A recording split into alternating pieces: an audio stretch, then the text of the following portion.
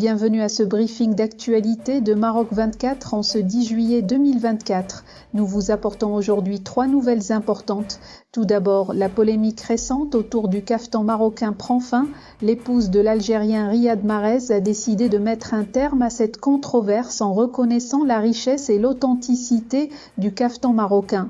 Par ailleurs, une confirmation officielle a été donnée par le ministère marocain de la Transition énergétique. Depuis la fermeture du gazoduc Maghreb-Europe en 2021, les échanges électriques entre le Maroc et l'Algérie sont interrompus. Enfin, dans le domaine du renseignement, une nouvelle importante se profile. Le Maroc va remplacer ses 2 satellites par une technologie israélienne. Restez avec nous pour plus de détails. Tirez des sites barlaman.com, Yabiladi et le 360. Caftan marocain, l'épouse de l'Algérien Riyad Mahrez met fin à la polémique. Profitant de ses vacances, le célèbre footballeur Riyad Mahrez a tout bonnement voulu célébrer l'anniversaire de son mariage avec le top modèle britannique Taylor Ward. Mal lui en a pris, il s'est retrouvé malgré lui au cœur d'un scandale d'appropriation culturelle provoqué par les médias du pays de son paternel algérien. Beaucoup ignorent que la mère de Riyad est une Marocaine. Fière d'appartenir à un royaume millénaire, la maman a sollicité une styliste marocaine installée aux Émirats, en l'occurrence Selma Benomar, pour confectionner des caftans à toute la famille, y compris Taylor Ward, afin de fêter comme il se doit, l'heureuse circonstance.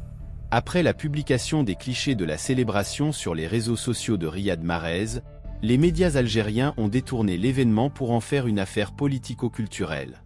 Ils ont clamé haut et fort que les splendides vêtements traditionnels sur les photos, bien entendre les caftans, incarnent la richesse du patrimoine civilisationnel de l'Algérie, un pays créé en 1962 à la suite d'un référendum d'autodétermination. Induit en erreur par la propagande éhontée des médias et des influenceurs algériens, des médias arabes spécialisés dans les news people ont chanté eux aussi les louanges du prétendu patrimoine vestimentaire, avant de se rétracter, suite à la sortie vigoureuse de celle qui a réalisé les majestueux caftans. Selma Benomar a essuyé d'un revers les mensonges de la presse algérienne en précisant que les vêtements apparus sur les clichés sont sortis tout droit de son atelier. Elle a saisi la polémique pour dénoncer les tentatives de spoliation des habits marocains par de nombreuses parties et pas seulement algériennes. C'est l'épouse de Mahrez en personne qui va mettre un point à cette nouvelle bêtise des médias algériens, qui ne se lassent jamais de ressasser mensonge après mensonge. Sur son compte Instagram, Taylor Ward a posté une photo d'elle, en caftan, avec Riyad et leurs enfants, accompagnée d'un message de remerciement à Selma Benomar. Taylor Ward a ainsi tenu à faire une mise au point lors d'un message sur son compte Instagram, en faisant d'abord l'éloge de la créatrice Selma Benomar. Merci à la très talentueuse styliste marocaine Selma Benomar qui a créé ces magnifiques tenues pour ma famille et moi. Merci d'avoir rendu notre célébration aussi spéciale et pour votre incroyable savoir-faire, a-t-elle écrit en légende de photos de la cérémonie. Elle a accompagné sa publication par le hashtag #MoroccanCaftan. Reste à espérer que les médias algériens saisissent ce message explicite pour cesser leurs acrobaties. L'électricité est coupée entre le Maroc et l'Algérie.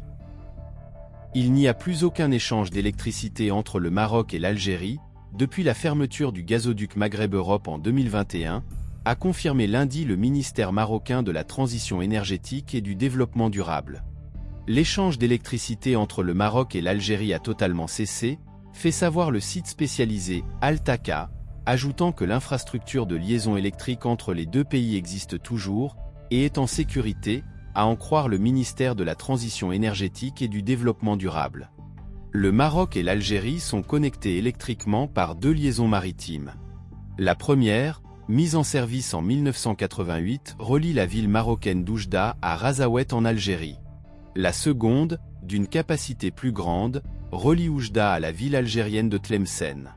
Aussi, l'Algérie pouvait-elle exporter jusqu'à 1000 MW d'électricité vers l'Espagne via le territoire marocain, dans le cadre d'un accord signé entre les 2 pays en 2008. Cet accord offrait la possibilité au Maroc d'importer jusqu'à 700 MW de l'Algérie en cas de déficit énergétique.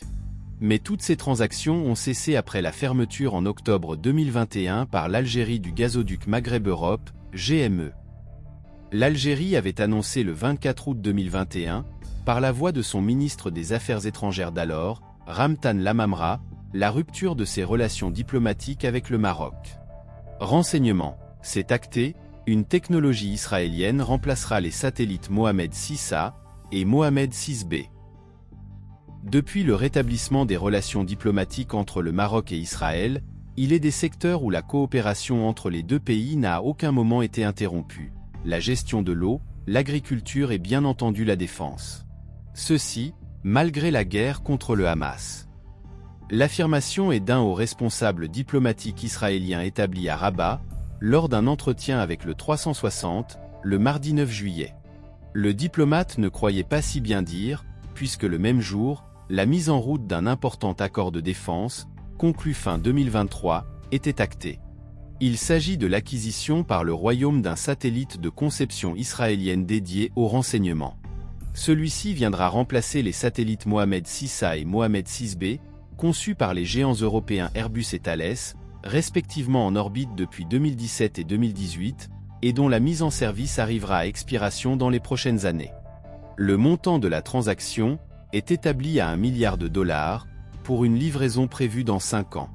Le satellite sera l'œuvre d'Israel Aerospace Industries, IAI, géant israélien de l'aérospatiale et de la défense dirigé par Amir Peretz, l'un des plus marocains, des personnalités israéliennes. La précision est apportée par le quotidien israélien spécialisé Calcalist, référence dans la presse économique et d'affaires locales, confirmant des informations publiées notamment dans les médias français, à commencer par le quotidien La Tribune. Calcalist indique à ce titre que le président d'IAI, Amir Peretz, s'est récemment rendu au Maroc via un pays européen pour signer l'accord, resté secret jusqu'ici. Un deuxième contrat. L'expertise du groupe israélien, fondé en 1948, englobe des systèmes et des solutions dans des domaines aussi divers que les satellites de reconnaissance et les radars, s'étendant à tous les aspects de la commande, du contrôle et des communications, y compris dans les sphères de l'informatique et de la cybernétique. L'annonce, même officieuse, de cette opération a eu un impact sur les cours du titre IAI, à la bourse de Tel Aviv, après l'entrée en vigueur d'un contrat avec une partie non divulguée. Ce contrat est le deuxième du genre en ordre d'importance, après l'acquisition par le Royaume d'un système de défense aérienne avancé, baptisé Barak 8, pour un montant d'un demi-milliard de dollars. La plupart des composants du système de défense ont déjà été fournis à l'armée marocaine, souligne Calcalist. Le fer de lance d'IAI en matière de renseignement est le satellite OFEC, qui se distingue par ses capacités avancées de surveillance, offrant une résolution d'image allant jusqu'à 0,5 mètres. En mars 2023, le groupe avait d'ailleurs réussi le lancement de la version la plus évoluée de ce système, l'OFEC 13, et ce, depuis la base aérienne de Palmachim en Israël. S'y ajoute la nouvelle génération de satellites d'observation que propose la firme israélienne, connue sous le nom OPTSat 3000, et qui offrirait une résolution de 40 cm, contre 70 cm pour les satellites Mohammed 6. Ainsi qu'une interopérabilité avec la constellation d'imagerie radar italienne Cosmos Skymed, qui permet de nouvelles perspectives de fusion de données utiles, notamment pour l'État marocain, précisait Mathieu Luineau, enseignant en économie à Sciences Po Paris et expert du secteur spatial, dans une tribune, publiée le 19 janvier 2024 dans le quotidien français, L'Opinion. C'est sur cette dernière technologie que le choix du Maroc se serait porté, à croire l'expert.